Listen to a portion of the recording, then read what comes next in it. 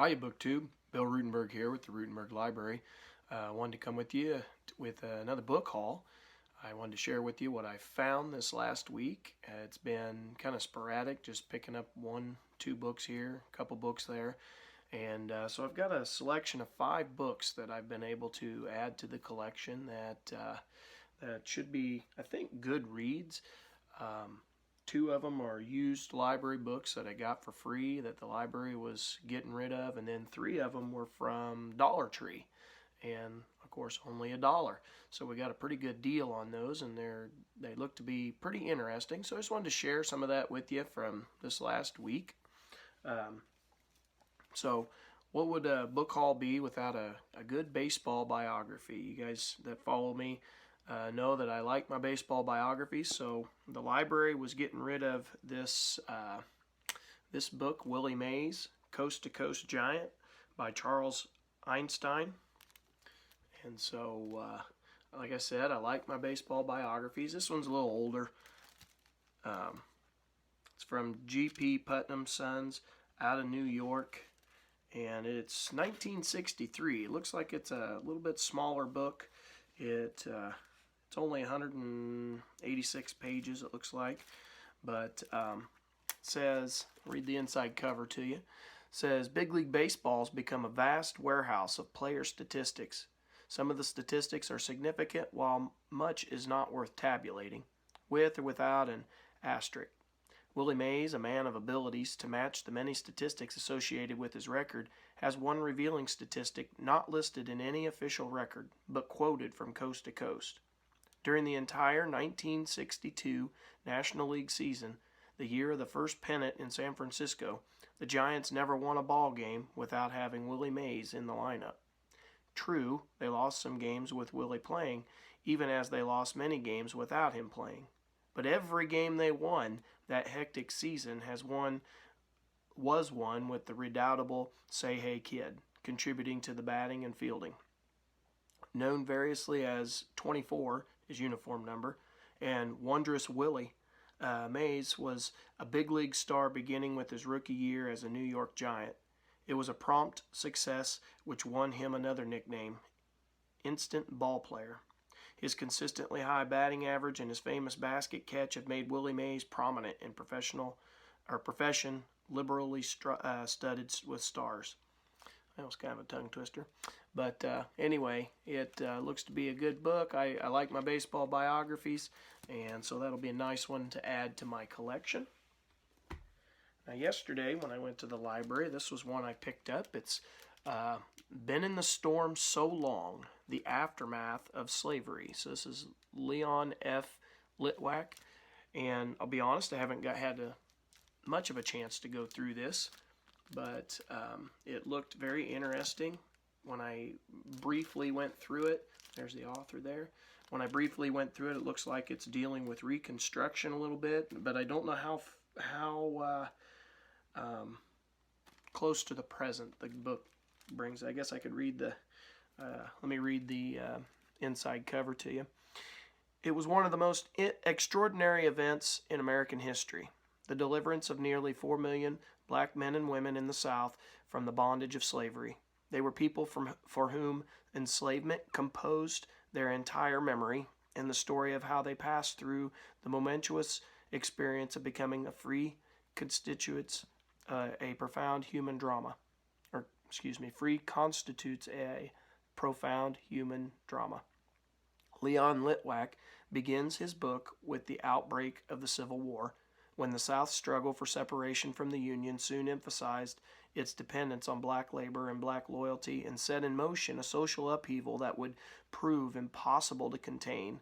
Basing his work almost entirely on primary sources, interviews with ex-slaves, and diaries and accounts written by former slaveholders, he shows how the stress of war, invading armies, and emerging black freedom pretensions and disguises fell away and illusions dissolved, revealing more about the character of slavery and racial relations than many whites wished to acknowledge or believe. For the blacks, and war and freedom brought the excitement of anticipation, encouraged a new confidence in their own capabilities, and afforded rare insight into the vulnerability independency of their white folks. And there would come a time when the ex-slaves learned a complex of new truths, that they were no longer bondsmen, that they were free to leave the families they had served, and that they could negotiate the terms of their labor and could aspire, however remotely, to the same rights and privileges enjoyed by their former owners. At the same time, Litwack describes the behavior, expectations, and attitudes of the masters who were compelled to free the slaves, as well as of the northern blacks and whites who came to the South to uplift and remold them.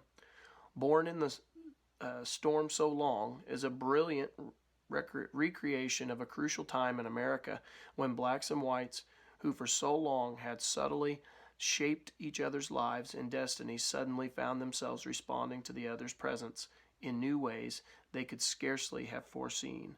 And so that sounds like it's going to be interesting, looking at the relationship between the former owners and the slaves. And should add to my readings on American history and the slavery issue, that nasty moral dilemma that we went through as a nation. Anyway, it's a little older book. It is 1979, and it's from Alfred A. Knopf out of New York. And so I look forward to reading that. I think that'll be a good one. It is a little bit longer. It's over 700 pages. So that'll be a thick one. So let's look at what I got from Dollar Tree this week. My daughter and I went south, and we went out to dinner and stopped at the Dollar Tree while we were there. While I was there, I found for $1 Nathaniel Philbrick's book, In the Heart of the Sea, The Tragedy of the Whale Ship Essex. And this is actually my copy at home. I actually bought a second copy for my classroom, and so it's at school. But this is the book I bought, and it talks about a whaling ship that the whale got mad, attacked the ship, and they get stranded at sea in one of the little whale boats. And I haven't gotten very far, so I don't know the whole story. But if I understand it correctly, they are forced into cannibalism to survive, and it's quite the story. And of course, on this copy, motion picture, a movie was made out of the story. But I was glad to have that. I don't necessarily teach a whole lot on that in class, but I just thought it was kind of a neat story that the kids might like. The second one, or the next two books, are biographies that I picked up at the Dollar Tree, and this one is A Dangerous Woman, American Beauty, Noted Philanthropist, Nazi Collaborator, The Life of Florence Gould, and it's by Susan Ronald. And I had not heard of this book. Again, I saw it on the shelves for $1, and I thought, why not take a chance? And so this is St. Martin's Press out of New York, and it is from 2018, so it's fairly new. But let me read this. I don't have a whole lot with my World War II collection. It's been growing in recent years, and so this is going to go into that. But let me read the cover to you. It says, a revealing biography of Florence Gould, fabulously wealthy socialite and patron of the arts, who hid a dark past as a Nazi collaborator in the 1940s Paris. So it says, born in turn-of-the-century San Francisco to French parents, Florence moved to Paris at the age of 11, believing that only money brought respectability and happiness. She became the third wife of Frank J. Gould, son of the railway millionaire Jay Gould. She guided Frank's millions into hotels and casinos, creating a luxury hotel and casino empire.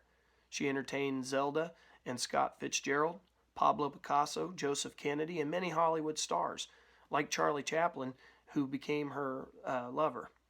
While the party ended for most Americans after the crash of 1929, Frank and Florence refused to go home. During the occupation, Florence took several German lovers and hosted a controversial salon.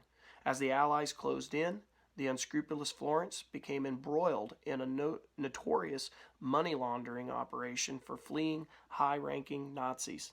Yet, after the war, not only did she avoid prosecution, but her vast fortune bought her respectability as a significant contributor to the Metropolitan Museum and New York University, among many other institutions. It also earned her friends like Estee Lauder, who obligingly looked the other way. A seductive and utterly amoral woman who loved to say money doesn't care who owns it, Florence proved a strong argument that perhaps money can buy happiness after all. And so that sounded like a pretty interesting book. Like I said, I had not heard of that one, but I'll gladly add that to the shelves when it's brand new and only for $1. I don't think you can probably go wrong with that.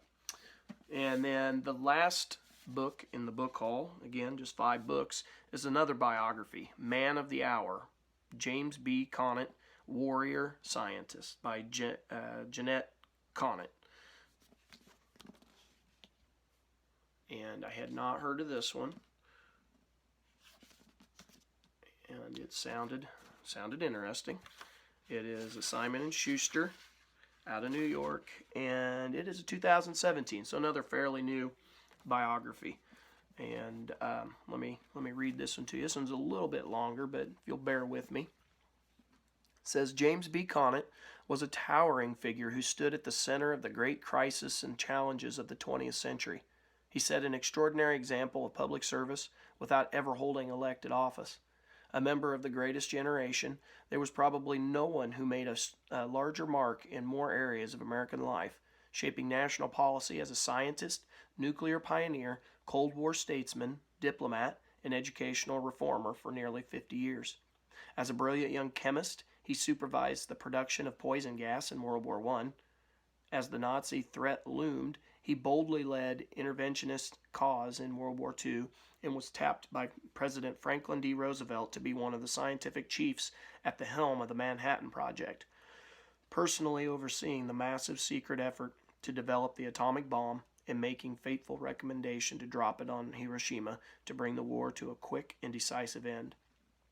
He went on to become one of America's first Cold Warriors, led the bitter fight to reject the hydrogen bomb, and campaigned tirelessly for the international control of atomic weapons. He continued to exert his influence as President Eisenhower's High Commissioner and then Ambassador to Germany, helping to secure the country's future and strengthen Europe's defenses against Soviet aggression.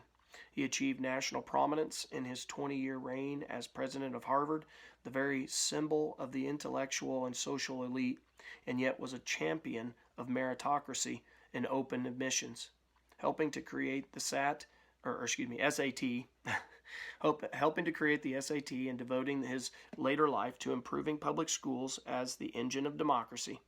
Even as he worked to safeguard the American way of life, he feared the nuclear force he helped harness, so dangerous it could lead to the extinction of mankind. In this intimate account of his extraordinary life, his granddaughter, New York Times bestselling author Jeanette Conant, draws on hundreds of documents and diaries and letters to reveal the agonizing decisions he was forced to make while serving his country in 3 wars, 2 hot, 1 cold, and the burden of guilt he bore for his actions and for always putting duty before everything else.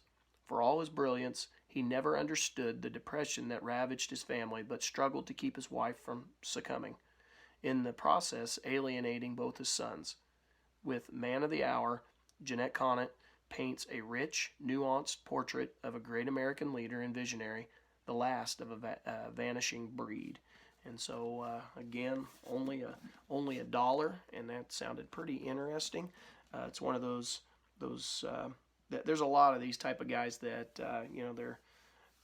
they did a lot, but I don't know much about them, and so I'm always happy to learn a little bit more. And so I hope you enjoyed this booktube. Just 5 new books to the collection, to the Ruttenberg Library, and thank you for watching, and happy reading.